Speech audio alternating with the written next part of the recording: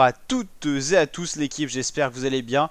Pour cette nouvelle vidéo, on se retrouve donc pour la première journée de repos de ce Giro d'Italia 2025. Les 3 premières étapes du triptyque albanais sont désormais terminées. Donc journée de repos et de transfert pour les coureurs pour se préparer pour mardi. La première étape en Italie et un sprint qui s'annonce pour les coureurs. On va justement regarder le parcours de cette 4e étape.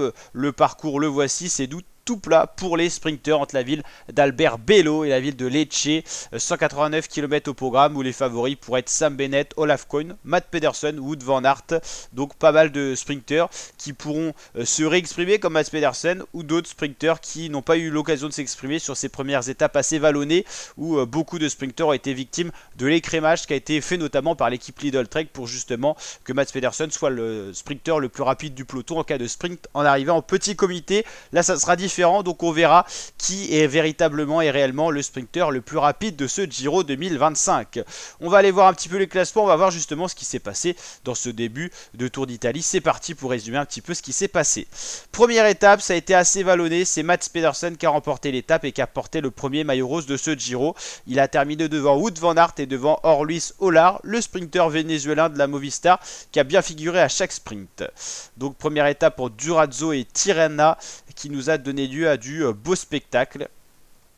Donc est-ce qu'on peut aller voir les classements justement à l'issue de cette étape?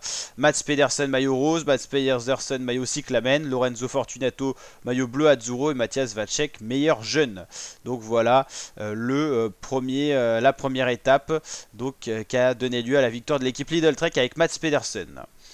Hop, on va recharger voilà les classements. Mats Pedersen devant Van Aert, Olar, Bussato et Pidcock.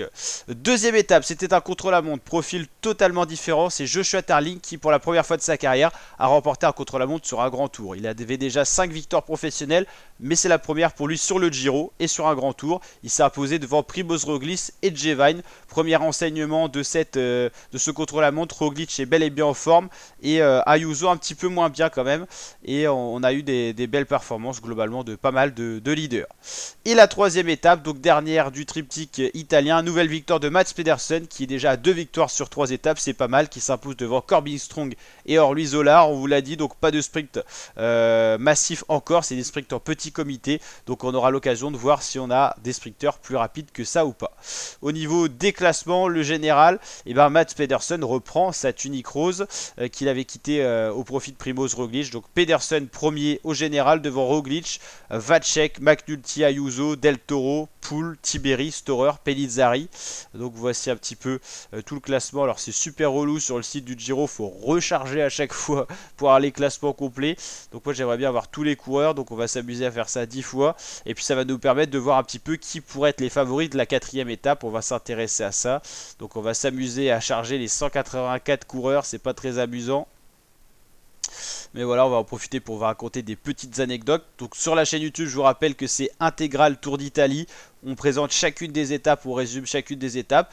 Et la vidéo traditionnelle de la journée de repos, bah la voici. C'est une vidéo où on s'intéresse un petit peu à tout ce qui s'est déjà passé. Donc là en l'occurrence les 3 premiers jours en Albanie. Et puis on s'intéresse à la semaine qui arrive avec donc une semaine complète de course. Voilà, départ un vendredi, c'est assez rare pour les grands tours, ça se fait souvent quand c'est un départ à l'étranger, en l'occurrence en Albanie.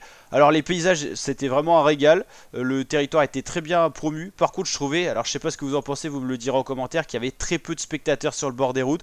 Peut-être qu'en Albanie le cyclisme n'est pas si populaire que ça, parce que là en l'occurrence on était quand même le week-end, donc les gens ne travaillent pas normalement. Et c'est vrai qu'il y avait très peu de monde, je trouvais, sur le bord des routes. Pour un Giro, on a eu des départs en Israël et tout ça, on avait quand même beaucoup plus de monde. Donc j'ai trouvé qu'au niveau du paysage c'était une réussite. Au niveau des spectateurs, je trouve que ça a été un peu un flop quand même. Bon là on a chargé pas mal quand même, on va pouvoir voir un peu plus ce qui se passe. Donc Mats Pedersen maillot rose, on l'a dit, Primoz Roglic en tant que leader déjà placé, Vacek qui est très surprenant, le Tchèque qui est plutôt pas mal. Alors il jouera pas le général, mais en tout cas il est bon sur tous les terrains pour l'instant. Brandon McNulty qui peut être favori, ça sera quand même Ayuso le grand favori de la UAE, Isaac Del Toro, Max Poul leader pour la Post-NL, Antonio Tiberi, c'est la grosse chance italienne pour jouer un général et un podium, hein, d'ailleurs le premier italien au général, mais pour la Bahreïn c'est vraiment une très belle carte. Michael Storer qui sera le leader de la Tudor. Pour l'instant, c'est un début de Giro réussi. La Visma Leise Bike qui joueront avec Simon Yates, mais peut-être Wilco Calderman qui a l'expérience des grands tours. Adam Yates placé, Richard Carapace placé. Jane Lee, on l'a compris, sera plus en tant qu'équipier autour de Roglic, mais ça peut être une deuxième carte, on sait jamais. Il a déjà gagné un Giro. Tom Pidcock, leader de la Q36.5, qui a perdu un peu de temps quand même au général, tout comme Giulio Ciccone. Egan Bernal qui a perdu du temps, surtout sur le contre-la-montre. Romain Bardet, premier français au général encore placé, mais il l'a dit, il ne souhaitait pas forcément jouer le général. David Gaudu, voilà, sinon Daniel Felipe Martinez qui a perdu pas mal de temps, mais il ne sera pas leader. Derek Gill, lui, était leader, a perdu pas mal de temps, notamment sur la première étape de montagne où il a été lâché, ça a été une surprise. Nero Quintana quasiment déjà à 2 minutes, contre la montre loupée, puis début de tour un peu compliqué. Voilà, Luis Menches déjà très loin.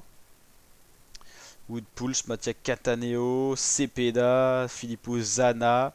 Pour l'instant, je regarde, on n'a pas trop de sprinters, mais ils doivent être assez loin les sprinters parce qu'ils ont été lâchés à chaque étape, on va dire un peu vallonnée, donc il y en a eu beaucoup. Donc je suis en train de regarder qui pourraient être les favoris de la quatrième étape du Giro. Fulslang, qui a quasiment une quarantaine d'années, c'est assez impressionnant, toujours dans le peloton professionnel. On n'a pas non plus une start list incroyable en termes de sprinters, mais ils le savaient, les sprinters qui n'auraient pas forcément énormément d'opportunités dans les premières étapes, et en plus on charge tout le classement, il n'y a pas tous les coureurs, ils sont encore à peu près 180 sur la route du Giro. Miguel Landa a abandonné, et on a eu Geoffrey Bouchard aussi pour les Français qui a abandonné. Donc voilà, en tout cas pour la prochaine semaine de course, il y aura un petit peu de tous les terrains pour s'exprimer, ça sera très agréable à suivre, on suivra tout ça avec plaisir avec vous. On va justement regarder un petit peu le programme. Donc mardi, étape pour les sprinters. Mercredi, étape un peu plus vallonnée, mais ça devrait être pour un sprint peut-être en petit comité. Les sprinters qui aiment vraiment quand c'est tout plat passeront pas. 6e étape pour le jeudi déjà, ça sera pour les sprinters normalement, là il n'y a pas de surprise. L'étape de vendredi, ça sera la première arrivée en altitude, donc peut-être première explication de favoris, mais ça sera pas des grands cols à proprement parler, donc faut pas s'exciter non plus. 8e étape, ce sera très vallonné, peut-être première vraie opportunité pour les baroudeurs. Et la 9e étape avant la journée de repos, ça sera les chemins blancs, étape un peu classique avec une arrivée à Sienne, donc là ça fera un peu classique, mais des leaders pourront peut-être perdre du temps au général en vue des soucis mécaniques ou même des contre-performances. Ça sera très agité, une étape où il faudra répondre présent. Ça sera pas de la haute montagne, mais sur une course de 3 semaines, il faut être régulier sur tous les terrains. Donc là ça sera encore un terrain différent, donc il faudra être prêt à ce genre de parcours. L'équipe, n'hésitez pas à liker si ça vous a plu, vous abonner, partager. Je vous dis à très bientôt pour de prochaines vidéos. Ciao ciao les fratés.